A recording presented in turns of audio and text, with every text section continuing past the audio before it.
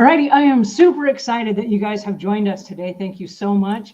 I've got Erin here with me today, and I am Angela Brown. Many of you know me as the house cleaning end of this particular environment, and I've been so blessed that they've included me on this particular conversation, because today we're going to be talking about some really exciting things, and it is the biggest fears that people run into when they're selling a home. And so I get to ask the questions today. I'm not actually the one that answers the questions. I'm the one that asks the questions.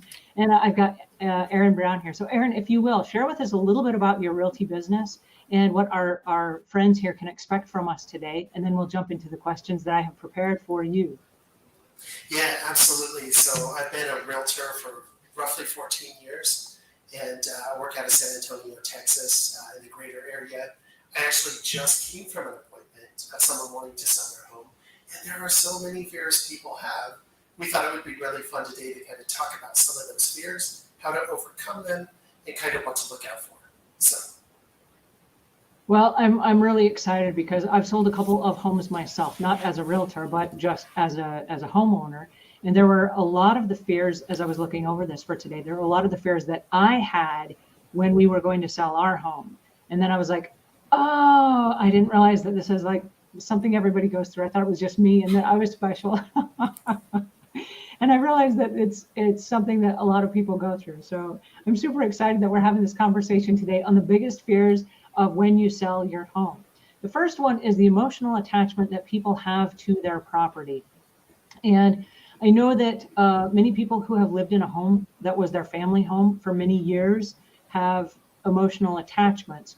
But I'm curious, as we get started here, Erin, if you will share with me, what are some of the emotional attachments that you guys run into when you're trying to pull a home out from underneath somebody and help them sell that? Yeah, well, a couple of the biggest things we've run into is the length of time people have lived in a home, and of course the memories they've made creates a lot of emotional attachment to the house. If they've made upgrades on the home, their grandkids, etc., have spent time. There's just a lot of attachment to I'm letting go part of my life. I'm letting go of this chapter of life, and it's hard sometimes for people to let go during the process of selling their home. It is a big deal, and you got to kind of understand that if you're going to sell your home, we need to turn it now into a product, and so.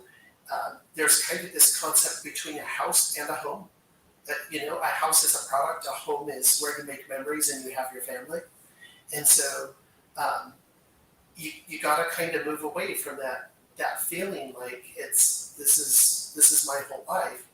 And as a result of that, you've got to rely on the pictures and the memories you made, and then let us help you turn it into a product that we can get the most out of for you, so you can get your home sold.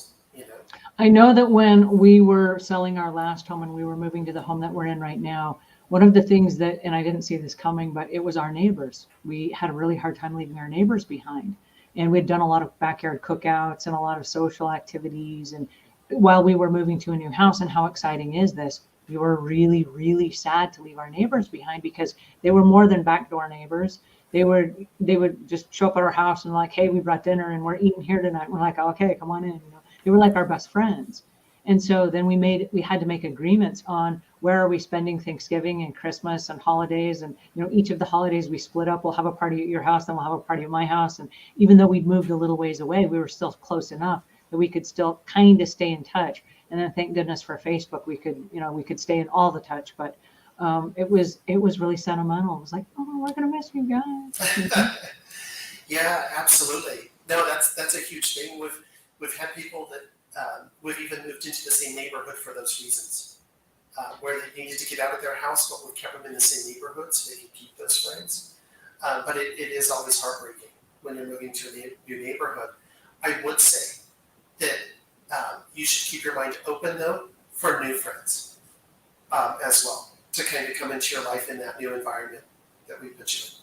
That's a great opportunity there. I'm glad you brought that up. I know that one of the emotional attachments, and this is really odd and it has nothing to do with the house itself, but there are, I can't tell you how many times people are like, well, the big tree that's in our front yard. I brought that home and it was only this big around, fit in the back of my car. And now it's this great big stalwart tree, and they've got tree swings on it or a tree house that they've built in it. And it's the whole landscape that they're leaving behind. And so it's really emotional for some people that raised their kids in that particular house. And they know that those memories are not going to be passed on to the kids, the grandkids and what have you, and that they are leaving that in fact behind. And so that's kind of an emotional tug that we've seen from some of our friends that have sold their homes. I would say on that note, it is important, if you do want to get the most out of your home, that you help us turn it into a product. And I know it's really tough emotionally. We've had people who have stayed in their home during the showings, literally crying, saying, please get out of my house. And it makes the house difficult to move when people are coming from that mindset. And again, I know there's a lot emotionally we have to work through, but know that if you have a good realtor, they will help you find an environment that's just as good or better than the environment you're in. And you're moving because there's a life change and you need to move for the majority of the time.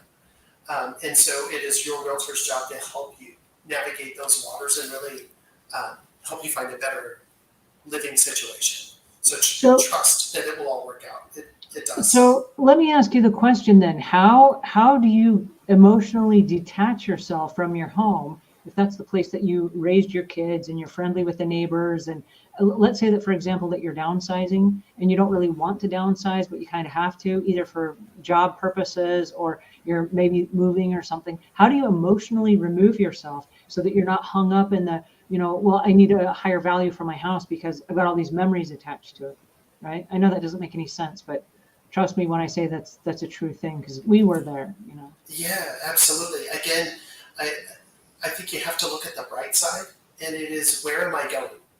What's the next chapter of life going to look like? And can it look better than the last chapter? A lot of us hang on so tight to the past that we think that, we'll never get those good old days back. And those were the good old days, without realizing that we create the good old days, and those good old days are today. And if we can look at a positive future and know that the environment we're moving into often can be better than the environment we were actually in, it's a better move. If your house is too big for you and you need to downsize, if you're an empty nester now, it can only get better, moving into a better environment. And so you really have to look at the plus side, and it is hard to emotionally let go, but so important to keep it into perspective. The fear of disclosing house defects. I know in a perfect world, no one would have house defects. And I know that it would be really easy if this didn't have to be disclosed by law. But tell me, how does it work when you're afraid that maybe your house is, shaking itself a little bit off the foundation and you got some unsightly cracks or maybe some cracked windows, or what are the rules and regulations there as far as how much you have to disclose, and how worried should we be about, coming clean with the facts? Yeah, so I run into this daily as a realtor with people, and they're going, that water leak that happened a couple of years ago, it's fixed now. We shouldn't have to disclose that. We shouldn't have to disclose, that the foundation has issues, etc., because we want more money out of the house, and so we don't want to disclose those things. And there is a big fear around that. What is the value that we will actually lose in our house if people find out about these things? So a little insight into that. People will find out. There's a no question they will. 1,000% they're going to find out. And the way they find out is your realtor does what's called a clue report when you go under contract. And that means if you've ever had an insurance claim on the home, whatever the insurance claim was for will come to light. If you've ever had a permit pulled on the home for any kind of anything, that's going to come to light. And then you're going to have an inspection done on the property, whether you want to or not. If someone buys your home, they're going to hire a professional inspector to come inspect the house. And the inspector's job is to look for defects. They look at the foundation and the electrical, they look at the plumbing, everything. They test every socket, they test every door, they look under every cabinet, and they're gonna find any defect with the house.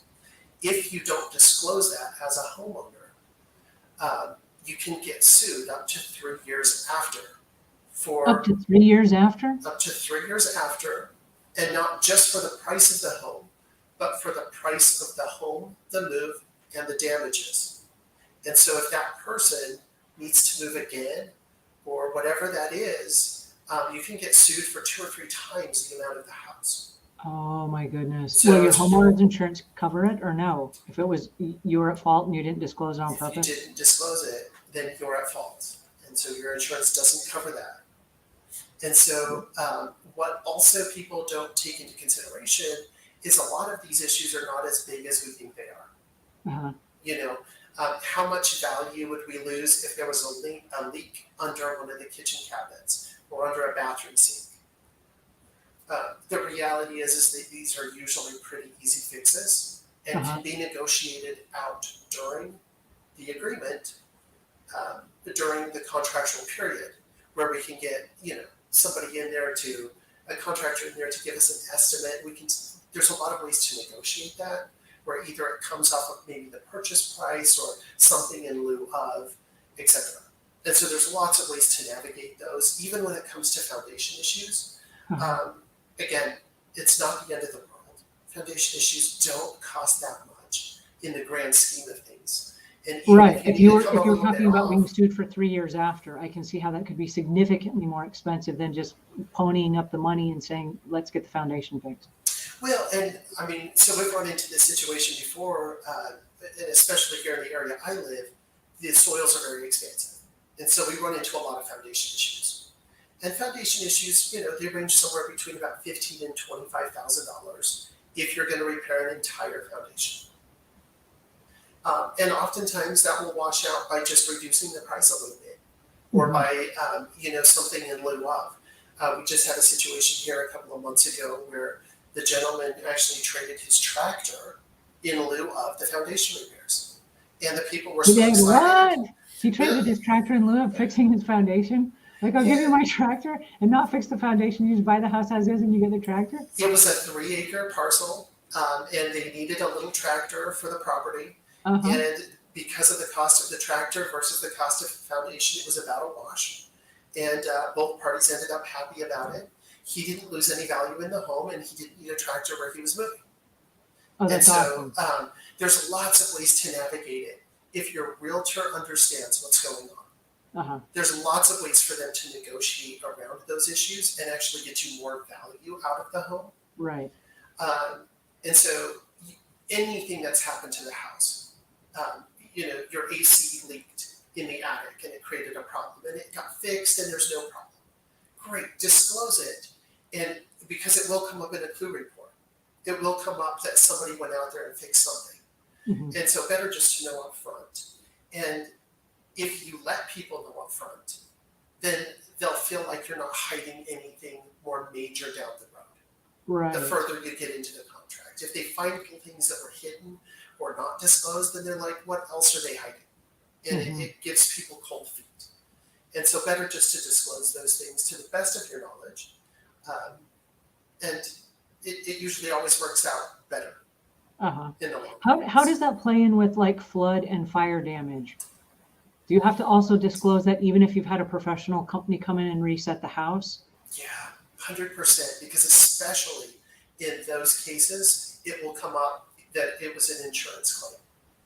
And were those monies used on fixing that? And did the issue actually get fixed? And is there documentation for that? That will actually give you the ability to sell your house faster and for more money than somebody figuring out that it did happen and it wasn't disclosed. They're for sure going to call for a whole bunch of extra reports being done. And that means you're going to have mold remediators out there. They're going to be checking air quality. They're going to go through a larger gamut of people coming to the home to inspect than just your general home inspector. They're going to get all of the specialty trades out there once that comes up in the report, the clue report. Just because they think that you've So- hidden a whole bunch of other stuff. Yeah. And just to be clear, there's what's called a seller's disclosure. And you as a seller, you disclose anything that's happened. Your realtor, the realtor on the other side will also do what's called a clue report, and it will pull anything that's ever happened in that house that's been recorded. So if there's ever been a permit pulled, if there's ever been an insurance claim, if anything that your Uncle Tom hasn't come over and done, it will show up. And now we're going to figure out and get to the bottom of whatever's on these reports compared with your disclosure. And if something doesn't match, we're going to get to the bottom of it. And it'll cost the buyer a little more upfront to get those reports done, but it usually gives us a lot more leverage to get money back out of that home if we're representing the buyer. All right, so if I'm hearing what you're saying correctly, you're saying like don't try to trick your realtor into thinking, oh, the house is like perfect, because when they run these reports, they're going to find it anyway. Do the realtors, let's say for example that we didn't disclose that and our realtor discovers that, is there some level of them having recourse saying we're not going to represent you, or you lied to us and you tried to trick us and that puts our jobs in jeopardy, or we could lose our realtor license or something if we don't disclose that, so we're not going to work with you anymore? Or do they just kind of like smack your hands and say don't do that again? Or like what how does that work? It really is up to the individual realtor at that time. If we find that clients are being purposely dishonest with us, at least for myself, I will let that client go. Even though I've sunk a lot of money into maybe the listing, getting it prepared, professional photography, marketing, etc., I would rather take the loss on that than get into a situation where we end up in a legal battle, because that's what it's going. And that legal battle is going to be between both parties and probably my brokerage. And so it would be better just to avoid a legal battle altogether and let them work with another realtor. It happens a lot. I've got a listing right now where during the listing, the time that we put it on the market and the time that it's still been on the market, there was a water leak that happened. The clients moved out of the home, no one was in the home, and one of the pipes started leaking upstairs and created water damage where it just started sealing. And insurance, yes, is taking care of that, but we immediately had to go back and disclose what was happening and let all the parties know about what's happening in the process in which it's happening so that everyone is protected. I see. And so even in that circumstance, we were able to just get that property under contract, but with the buyer's understanding that we're in the middle of an insurance claim and this happened when they moved out, et cetera, et cetera. And so again, it's all waters that can be navigated as long as everybody's willing to disclose what's happening, and especially in real time, because properties, especially properties that are unattended, things happen like that often because no one is there. Things happen. So got it. Yeah. I know one of the fears that many people that we've been talking to have shared with us is how much work the home needs to be ready to sell the home. Like they don't understand that a lot of the things that I'm going to consider it or call it house blind, like it's our own house. And so we were not paying attention to the fact that perhaps some things needed to be repaired. And I think sometimes there's an overestimation of how much actually needs to be repaired, when it could be something as small as like nail pops, for example. You don't have to replace or repaint the whole wall. You can just do some small touch-ups. What are the fears that you've run into that people are unaware of when it comes to home repairs and thinking it's going to be so much bigger and so much more expensive to fix than it actually is? A lot of what we run into is people feeling like they need to fix things that they feel like would bring more value to their home because it bothers them, versus what actually brings the value up in your home. And so, for example, we run into this a lot with like carpets in the kids' bedrooms. The carpet looks really trashed and we need to put brand new carpet in there because maybe carpet cleaning isn't going to do the trick. The deck on the back of the house needs to be all sanded down and restained and repolished. And so they get into this in their head where, I need to get these contractors out and all these different quotes, and I don't have $5,000 to replace the deck on the back of the house. When what they really should be focusing on is that kitchen and master. the kitchen and master. That's what brings the value up in a home. And if you're going to put money into anything, it should be the kitchen and master. And so, like carpet in kids' bedrooms, not only do people not really care, but almost 100% of the time, whoever buys that home will rip the carpet out before they move in and put new carpet in either way. And oftentimes it's very specific to their preferences. Mm-hmm. I have seen so many times where clients have put brand new carpet in a room and it's being torn out and wood flooring is going in before somebody moves in either way. Because they want their kids have allergies and there's going to be no carpet in the house. Door frames.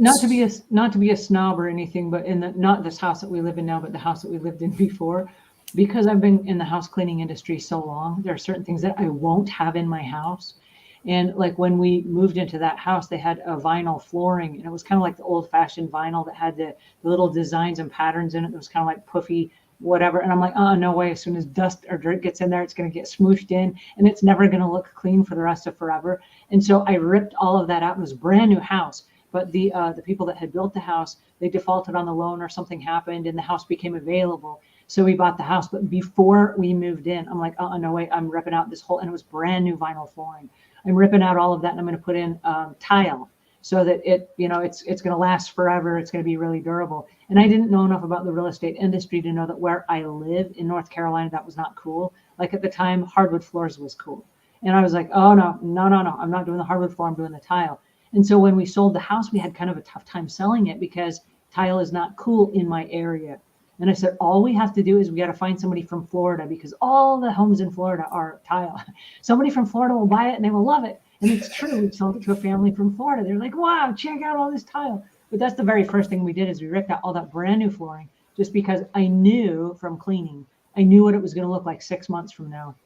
And I knew that it would be easier right now to replace all the flooring than when all the furniture was moved in and the kitchen was in use and all that stuff. Just before we move in, let's do this right now and then it's done, Yeah, of course. Absolutely.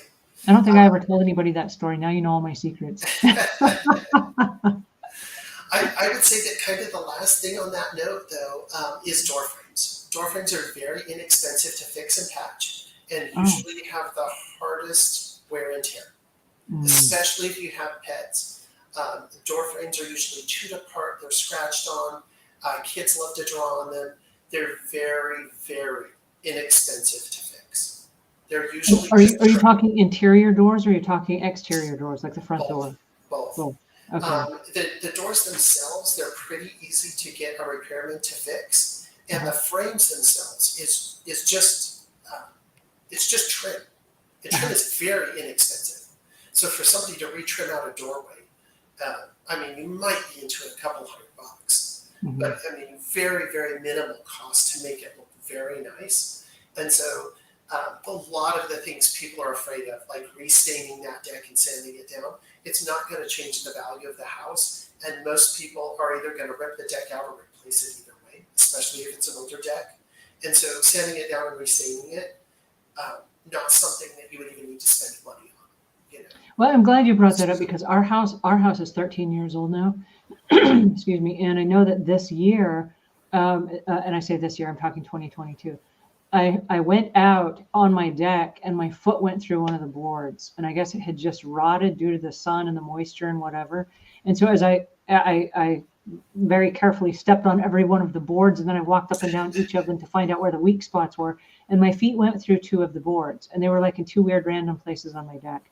And I don't know if it was just like those 2 boards were weak or whatever. But my first thought was, as long as we live here just for safety purposes, we don't have to redo the whole deck. And maybe it's going to need that in another year or 2. But for right now, let's just replace those 2 bad boards. We'll restain over the 2 bad boards. And we were able just to hire a local handyman to do that for us and then paint them so that they matched.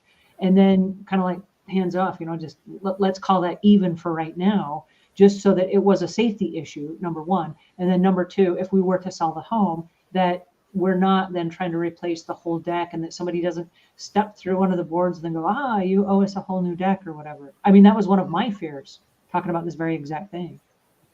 Yeah. Again, it's not going to change the value of the home on the sale either way. Hmm. Sure, it might look more aesthetically pleasing, and it was great that you replaced those boards.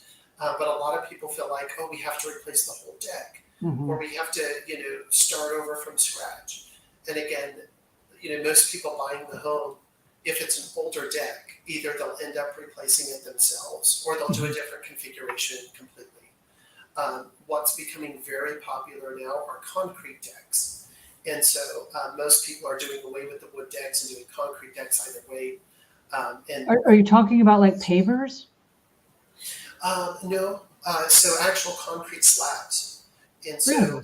what they'll do is they're put in on a slight angle so water runs off of them. They can put their outdoor kitchen out there, and then it's easier for them to build shade over those versus something that's wooden and maybe would hold up as well in bad weather. So And, something like and what you then would there's see in no these maintenance. retirement communities, where they're doing these new retirement communities, where they're just doing like a little slab out back. Is that what you're thinking Yeah. of? Oftentimes, and what we're seeing here a lot is maybe it'll be larger. It might be 13 feet out or something. I was just in one yesterday. They had extended theirs 13 feet by 24 feet, and it was just a large concrete slab. But then they had put shade over the top of it. I mean, it looked gorgeous, but now there's no maintenance forever Uh-huh. on that. You're going to pressure wash it once a year, and that's it. And so even though the cost is a little bit more, it's a forever deck. It's a Hmm. forever patio. Now, when we bought the house that we're in right now, we did something similar because we had a hot tub, and so we had like this extra slab, and it was we have a deck, and then we have like a patio, a stone patio, and then we had like this separate slab that we had installed for the hot tub. And then what's interesting about that is we planted like shrubs, privacy shrubs around it, and so now if we were to move right now, we can't really take the hot tub with us because like there's a special slab for it, and then all the trees are like kind of manicured around it. It kind of like lives there now, so we would have to just up and leave it there and then get a new one at our new place kind of thing because it kind of belongs there. Yeah. So, well, back to the fears that we have. Thanks for explaining all that to us. Tell me about some of the fears that people are running into when the neighborhood is a little bit overgrown or the neighborhood has declined somewhat. I know that in some of the homes, the school district was really cool when the person bought the home. And then maybe over the last, I don't know, a couple of years or something, maybe there's either been unsafe issues that have happened at the school. There were either shootings or something like that, where now people don't necessarily want to live in that neighborhood because there's either a stigma or maybe the neighborhood isn't as cool as it once was. Yeah, absolutely. And as a quick reminder, these are all questions we've had clients ask, but I know we've got a lot of people watching live. So if anybody has questions, please feel free to ask questions in the chat as we're talking. I would love to address those as well. Specifically to neighborhoods that are declining, it is a big fear for a lot of people who are selling their homes. We work in a lot of neighborhoods um, that are in decline, and you have to remember this. Put things into perspective. People are always moving up, and even though your neighborhood might feel like it's in decline, there's a Hmm. whole group of buyers out there where your neighborhood is is their heaven. I don't know how else to say it. They would be so happy to move into your neighborhood. They would be so happy to move into your house. They would be so happy to be on your street. They would be so happy to be in that property. And we see this all of the time. Just coming from different areas of town, and as people get new jobs and they're upgrading their life, um, they are legitimate concerns. People do move a lot for schools. They do move a lot to be in proximity to work, etc. But just know that even your school in your neighborhood often is a better school than somewhere else across town. And for a family to move into your neighborhood, into your house, and go to your school is such an upgrade from where they were. They would be elated to get in there. And so there is always a buyer for any home out there. It's just finding that right buyer. And we do move people from all over, and we see this a lot. There's a particular school zone here in our city that it has a very low rating, and for many reasons. And I can't tell you how many people have been able to move into that neighborhood and have been so grateful to get into that school for their kids because it was better than where they were. Mm-hmm. And so again, it's just perspective. Sometimes we feel like, oh, the neighborhood is going awry. Things are always changing. There's always movement and change, and people are always upgrading, and there's always going to be a claim for that property. Always. That's a really great thing that you brought up. I didn't think of it that way, but your downsize could be someone else's upgrade. I love that. That's a great perspective to have. Real estate, fear of the appraisal price. This is kind of a tough one, and this one has come up in a lot of the questions that we've had over the last couple of weeks. A fear that the price of the house that we're going to get is going to be undervaluation, and that maybe we're going to lose some value as a result of it, or even the fact that it is possible that the tax value will go up if my house is reappraised. So what are your experience in that? Is that the case? Because I'm afraid right now, I'm really afraid that if I sold my house today, like they would reappraise my house and then my tax value is going to double just because of what the market just did. Yeah, no, really, really legitimate concern and fear, and we do get this a lot. So the main thing is kind of understanding how appraisals work and how your realtor can help you price your property appropriately so that it will appraise. And so you're kind of looking at two things. The property that you're selling, you obviously want it to appraise as much as possible so that you could get the most out of it. As a result of that, your taxes will go up. But on the home that you're moving into, also you have to realize that it's got to meet appraised value or you won't get a loan on it. And so the way appraisals work is they take a large market segment of homes that are within an approximate square footage of your home with the same types of upgrades. So let's call it a 2,500 square foot house. They will take other homes that are approximately the same square footage with the same types of upgrades that have sold in the same approximate area over a set amount of time. And we go a longer amount of time based on the amount of homes that have sold in the area. A typical appraisal uses 3 months.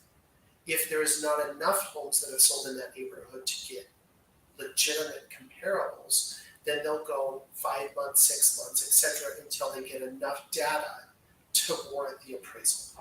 Does that make sense? Mm-hmm. And so really what you have to understand is that your home is being compared to all other similar type product on the market, even though every house is individual and they all have their individual little upgrades and nuances. And you redid the garage floor and you put in that water softener and you did those little upgrades to the home. What the appraiser is looking for are other homes that have done similar types of upgrades. Though it may not be match for match, this one has upgraded their bathrooms and you upgraded your garage flooring, similar square footage, similar price point. This home is roughly this value. Does that make sense? Would you say it is a good idea then to go ahead and do the upgrades, knowing that there are similar homes in the area that may have also done similar upgrades? Or would you say try to just come as close to selling the house as close as is, and just hoping you're going to get all the money for it without spending an extra $50,000 or something on the front end? Really great question. A lot has to do with the money you have to work with, and if you have enough equity in the home that you could do a home equity line of credit, maybe pull some money out, or you could do maybe a contractor upgrade for a home. They give contractor loans specific for upgrades, usually up to $50,000. And so what you'd have to look at, and it's best to do this with a realtor, Mm-hmm. is when you get ready to sell your home, have a realtor come in and assess the home based on the other homes in the market. What a lot of people don't know also is that we as realtors, we get to go to appraisal classes. We are not appraisers, but we sit in on appraisal classes often. usually at least 1 or 2 a year. So you know what the appraiser is going to be looking at as far as the current market value and the current location and all that stuff. The exact things they look for, the criteria they base it off of, where they get their values, how far out they're going, et cetera, et cetera. And so if you get a good realtor, your realtor should be able to come in and tell you your after repair value, known in real estate as your ARV. And the idea there is, hey, if you put another $20,000 into the house, we could get another $60,000 out of the property when we go to sell. And we calculate all of those numbers based on, all of those things we just talked about. And then, based off of the other homes in the neighborhood that have sold, say, over the past 3 months, how many of them have granite countertops? How many of the bathrooms were upgraded? How many of them had new wood flooring, et cetera, et cetera, et cetera. And then we can let you know what upgrades would make sense to get the most value out of your home based on your financial situation. And so I'm glad you brought that up, because my next question was about the like, I'm afraid I'm going to have to give up all the money in the real estate commissions. And so my question is, it's probably better to get, and correct me if I'm wrong, it's probably better to get a realtor involved, because they do sit in on the appraiser classes. They can give you those clue sheets. They can share with you the information that you're going to need in order to get the most money for your house. And instead of you doing it on your own and just kind of like hoping that you figure it out as you go, you got an expert that does this all day, every day for a living, that can actually guide you down the right path to maybe pick up an extra $30,000 or $40,000 that you would have missed and left on the table had you just kind of winged it. Is that kind of right? It's very accurate. People have a lot of perceived notions maybe about what realtors actually do. And most people feel like realtors open a door. But it's the difference of maybe being in a legal battle and hiring a really good attorney versus just battling it on your own. You can, and you may or may not win, but hiring a great attorney, the attorney will make sure there's enough cost built in for him to get paid and for you to still win. As realtors, the way properties are appraised, we can usually sell your property for anywhere from $40,000 to $60,000 more than a for sale by owner could get out of it. Really? Yeah, on almost every case. And Really? I did not know that. Well, a lot of that has to do with market conditions. How quickly we can line somebody up for the house, what you should do for upgrades, etc.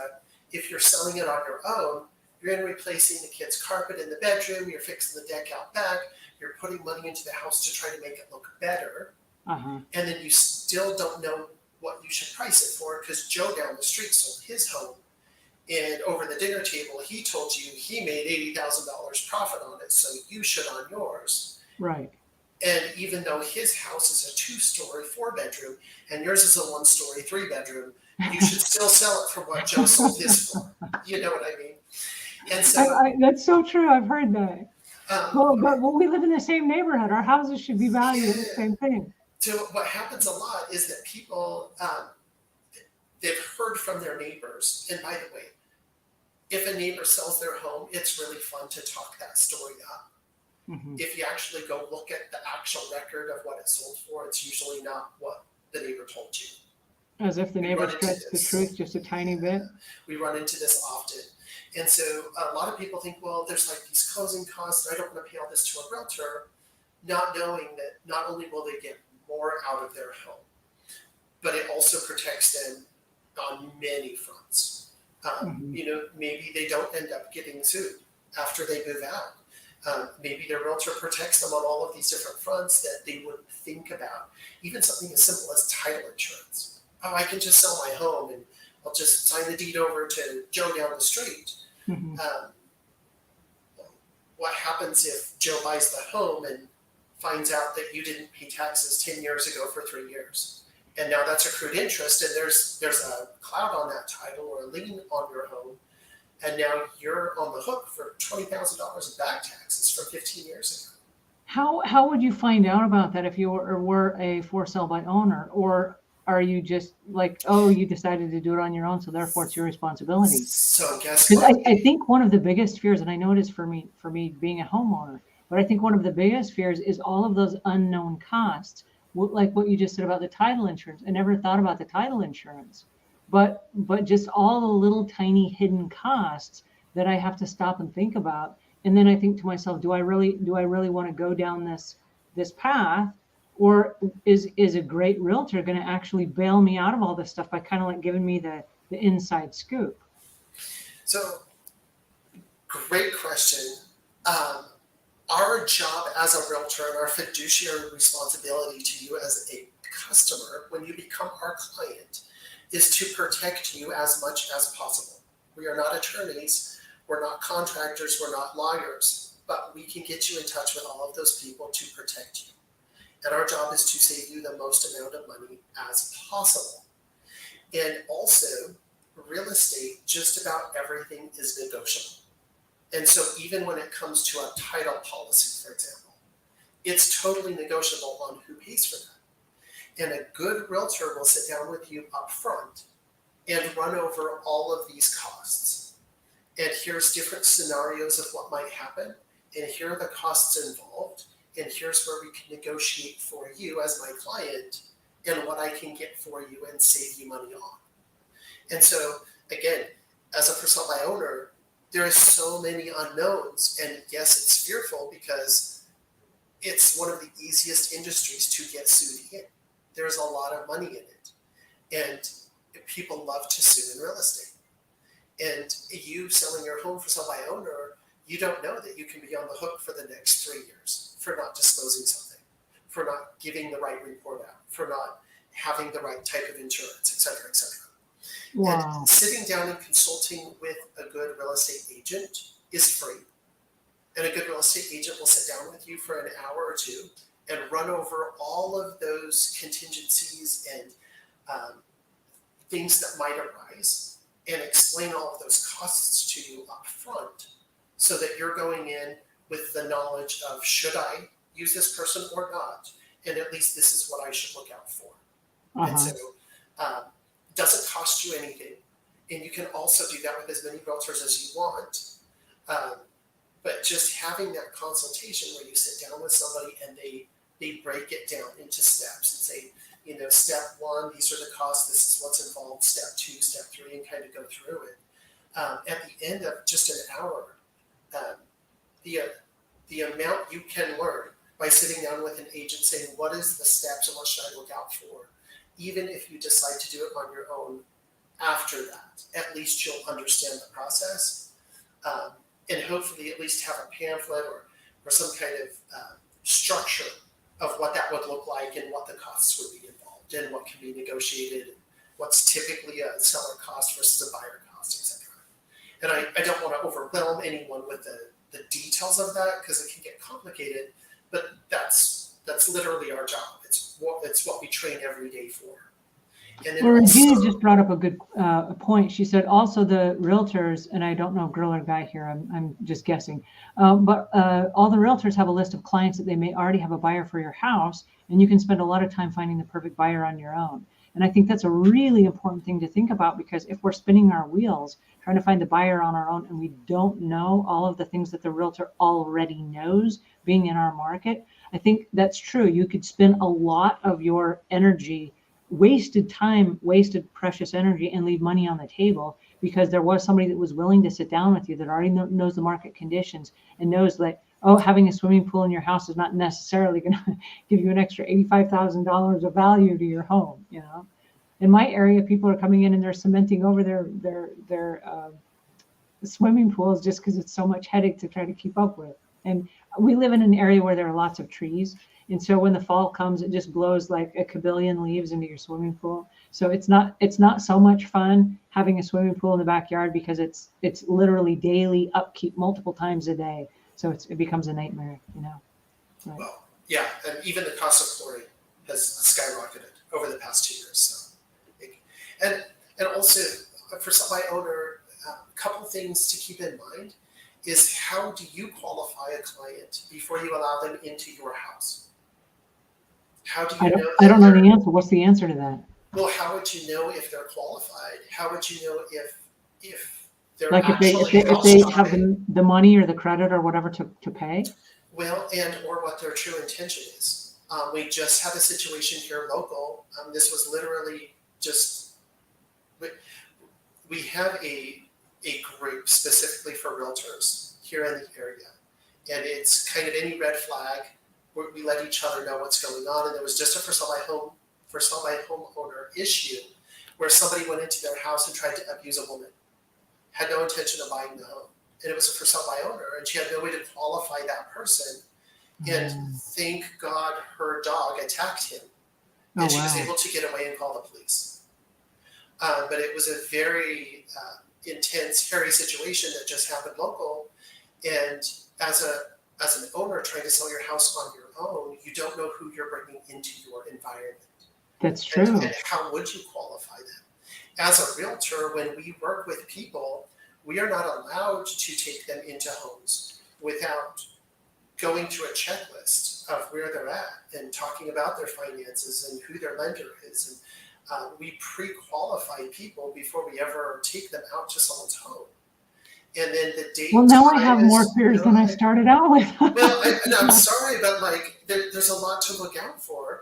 And as Right. a realtor, if we're taking someone into someone else's home, it is our job and responsibility to know who those people are, to record the date and time, who Yeah. the family is, Yeah. and if something happens in that home, we as the realtor are responsible for that. Mhm. Whether something gets broken or whether what doesn't matter what it is, we as the realtors are responsible for that. If you're just opening your home to the public, there's a lot to look out for. And so just be overly careful, especially in the world we live in today, because I know that as a house cleaner, when we would go inside people's homes during the time, and it was really great when they would give us like an alarm code that was specific to the house cleaner, because during the window when they are expecting us, we are responsible for their home. And so if anything happens after that and it's our fault, it could come back on us. But for the most part, what we're looking for is don't let anyone else in the house while it's in your care, custody, and control.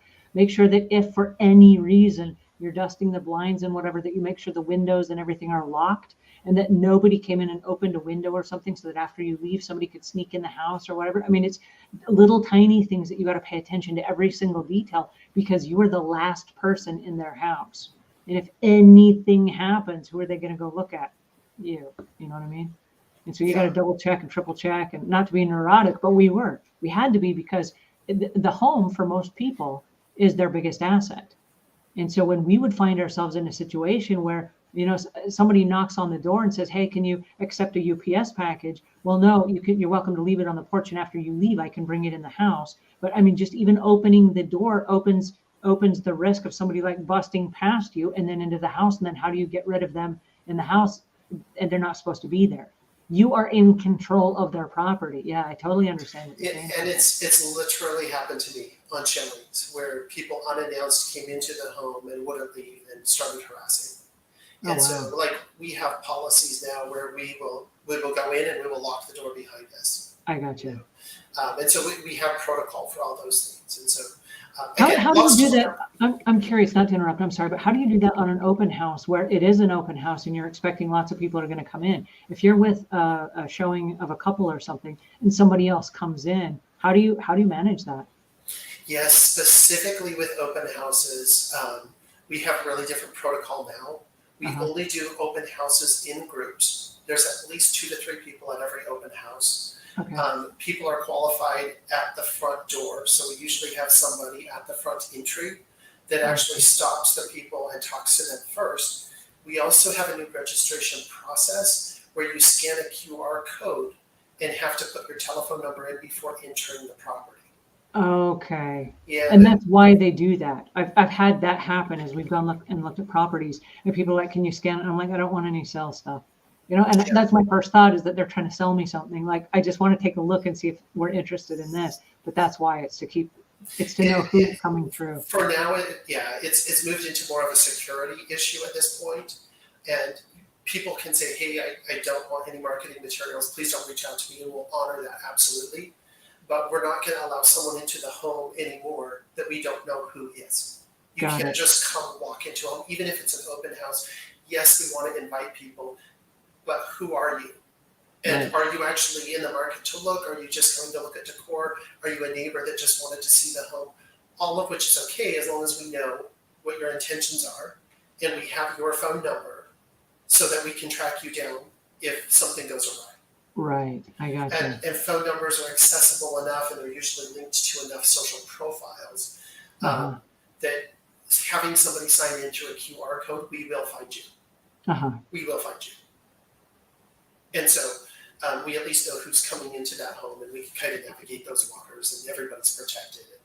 And we also know who's already in the home and who's touring them and, you know, so little different protocol. Wow. Lots happened over the years where there's been a lot of lawsuits and, you know, et cetera, et cetera. So we're always on the lookout to protect not only the client, but also people coming through.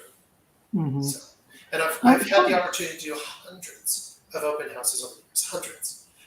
We absolutely love it. And it can be a lot of fun. But yeah, we do need people to be respectful enough to let us know who they are and why they're there.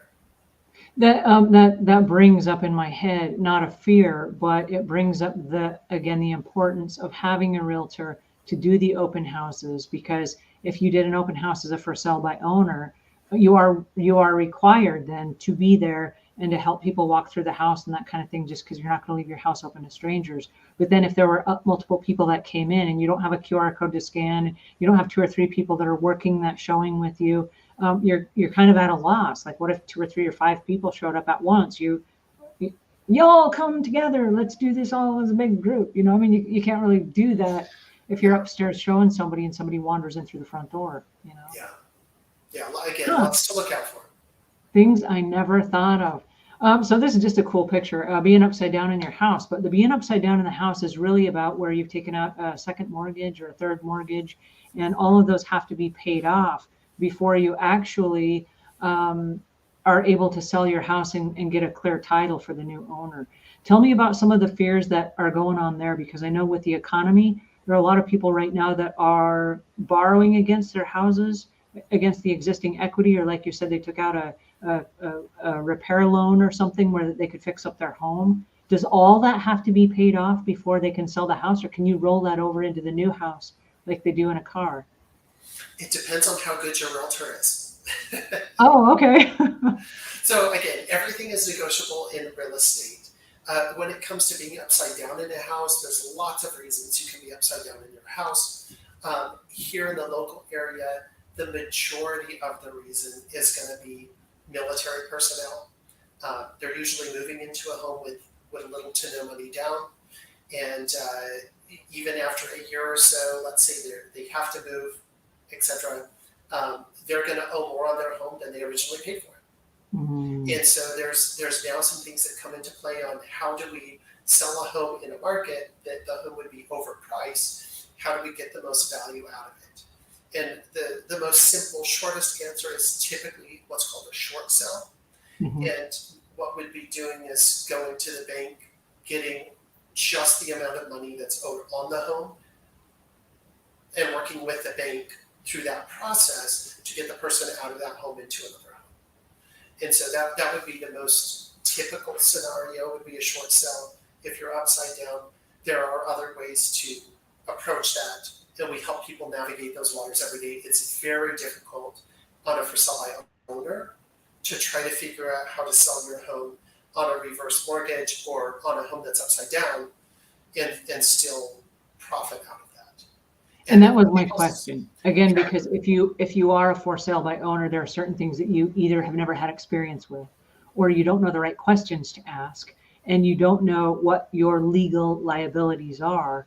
And so you're kind of scrambling, saying, what do I do now? And I can see really quickly how you could get in a heap of hurt, as my mom would say, if you were to do something that would then come back either as a civil suit or a lawsuit or something like that, where you didn't disclose something or you misinformed somebody about your property.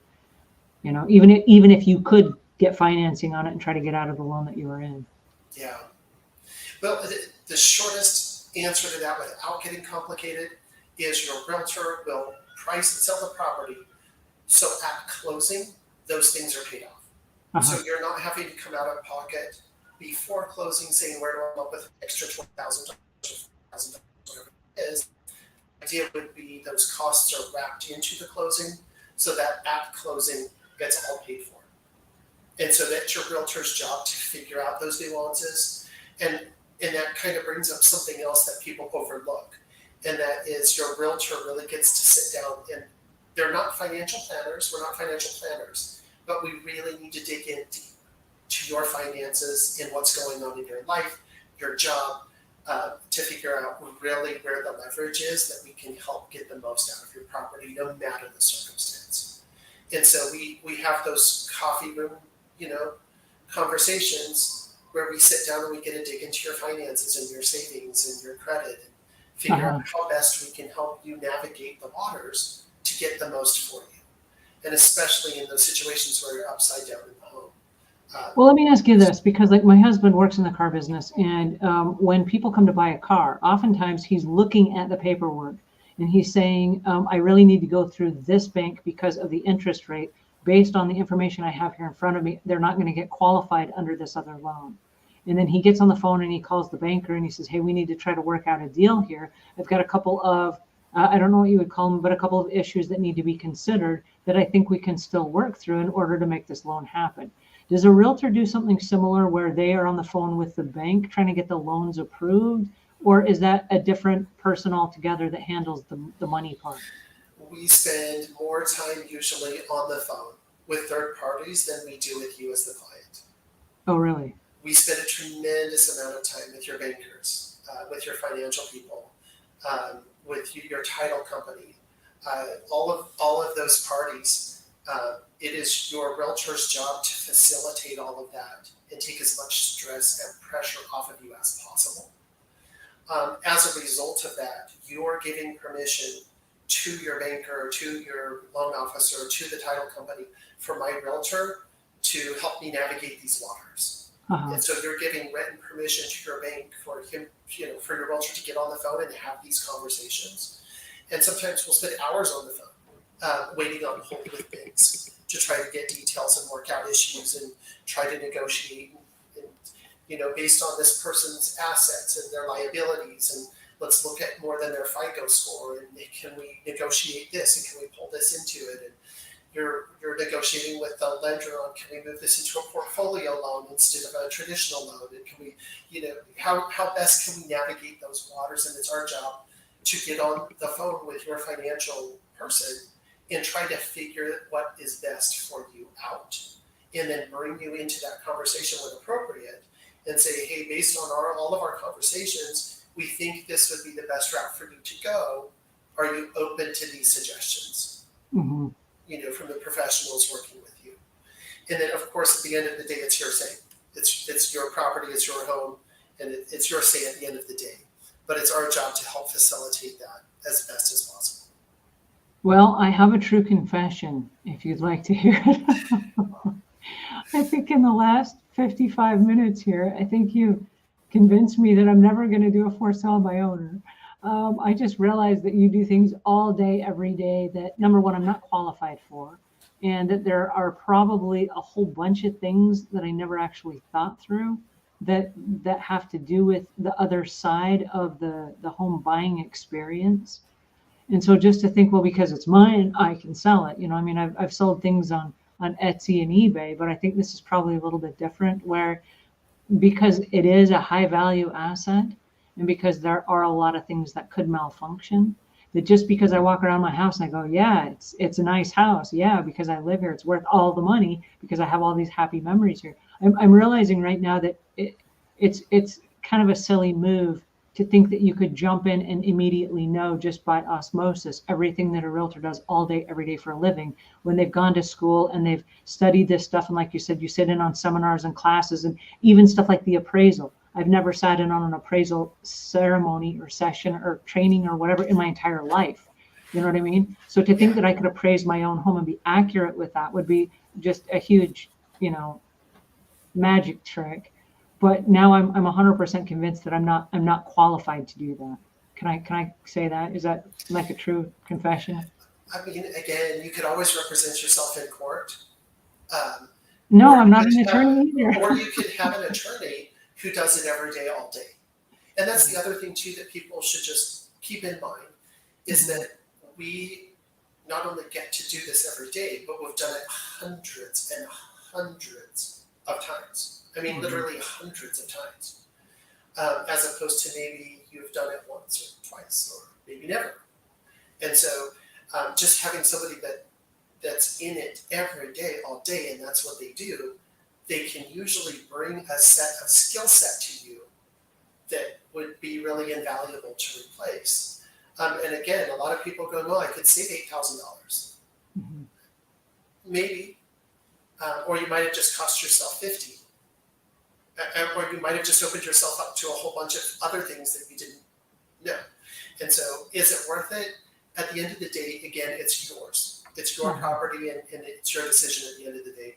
Our job is to educate you as best as possible, take as much stress off of you as possible, and make it the most seamless, stress-free situation as possible. One of the most stressful things in life is selling your home and moving. They say it is just as stressful as having a child. And again, it doesn't have to be. It doesn't have to be that stressful. It's only stressful when you don't know how to navigate those waters and it starts to get really bumpy. And that usually happens about a week into an agreement.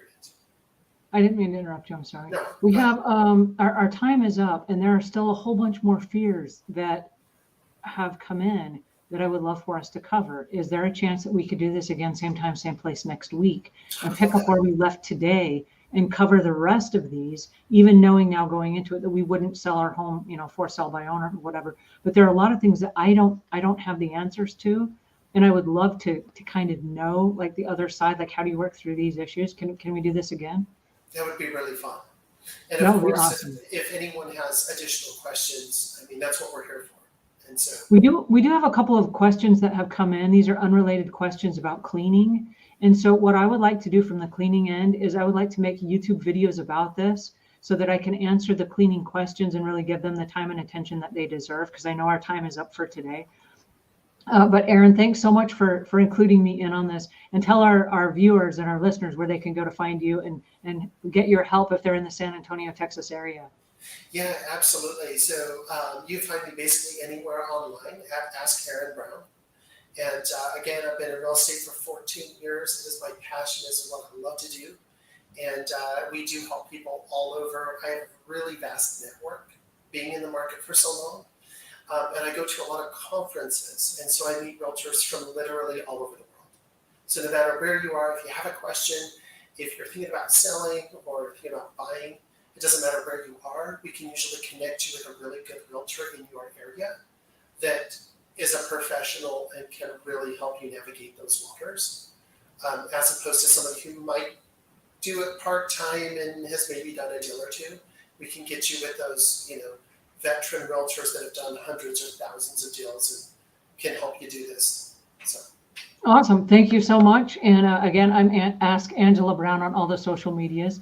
And so we will see you guys same time, same place next week. And go ahead and feel free to send us your questions via email or text or Instagram or however you find us, because we're gonna go again same time, same place next week. So that's it for today. Thank you so much for joining us. Thank you so much again, Angela.